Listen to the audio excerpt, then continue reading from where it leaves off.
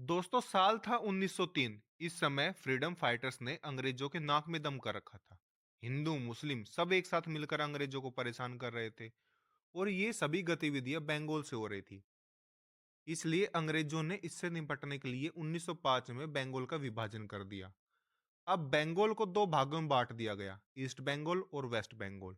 इससे होता क्या है, पहले जहां बंगाल में हिंदू मेजोरिटी में थे, अब ईस्ट बंगाल में बंटवारा होने के बाद हिंदू माइनॉरिटी में आ जाते हैं और मुस्लिम मेजोरिटी में आ जाते हैं। बंगाल विभाजन का कांग्रेस ने काफी विरोध किया, लेकिन होना जाना कुछ था नहीं।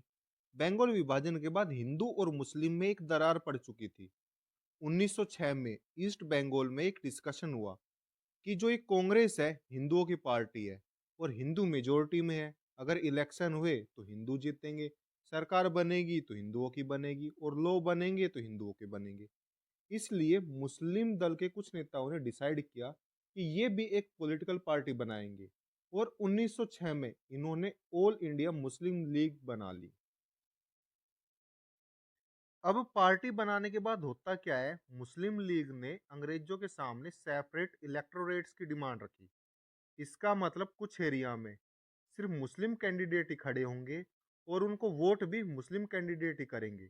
आगे जाके 1909 में अंग्रेजों ने इस डिमांड को मान लिया, क्योंकि अंग्रेज चाहते यही थे कि पावर के चक्कर में इंडिया में हिंदू और मुस्लिम कम्युनिटी एक दूसरे से लड़े।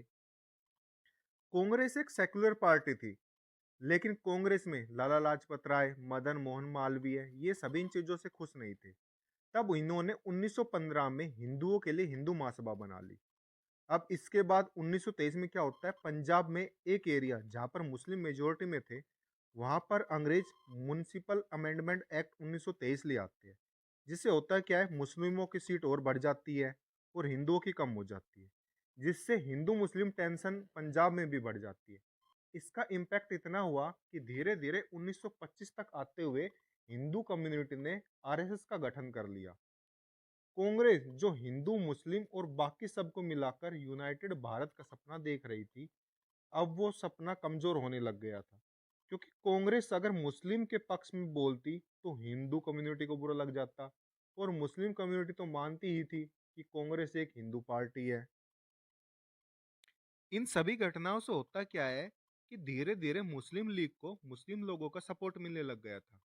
और 1939 में पहली बार मुस्लिम लीग ने अनाउंस किया कि Punjab, north west frontier provinces, Sindh, इन सभी को जोड़कर एक स्टेट बना दो। पहली बार मुस्लिम लीग ने सेपरेट स्टेट की मांग की थी।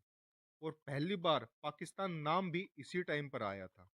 अब अप्रैल 1939 में जिन्ना भी लंदन से वापस आ चुके थे। इस बार जिन्ना की आइडियोलॉजी बिल्कुल अलग थी। जिन्ना ने मुस्लिम लीग को ज्वाइन किया और मुस्लिम लीग को रीऑर्गेनाइज किया और कांग्रेस पर निशाना साधना शुरू कर दिया और देश के सामने टू नेशन थ्योरी को रख दिया।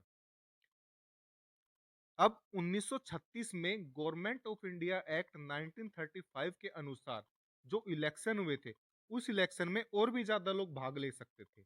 अब इस इलेक्शन में हुआ क्या, कांग्रेस को 707 सीटें मिली और मुस्लिम लीग को 106 सीटें। मुस्लिम लीग इससे बहुत ही ज्यादा निराश थी। अब इसके बाद मुस्लिम लीग ने कांग्रेस से बिल्कुल अलग रास्ता चुन लिया था। और जब क्विट इंडिया मूवमेंट चल रहा था, तो उस समय कांग्रेस के ज्यादातर लीडर जेल में थे। और इसी समय हिंदू महासभा और मुस्लिम लीग स्ट्रांग हो गई थी।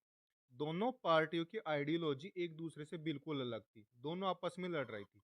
और इन्हीं घटनाओं ने हमें पार्टीशन की तरफ धकेल दिया। अब मुस्लिम लीग ने इंडिया में मुस्लिमों को मना लिया था कि हमारे लिए टू नेशन थ्योरी ही सही है।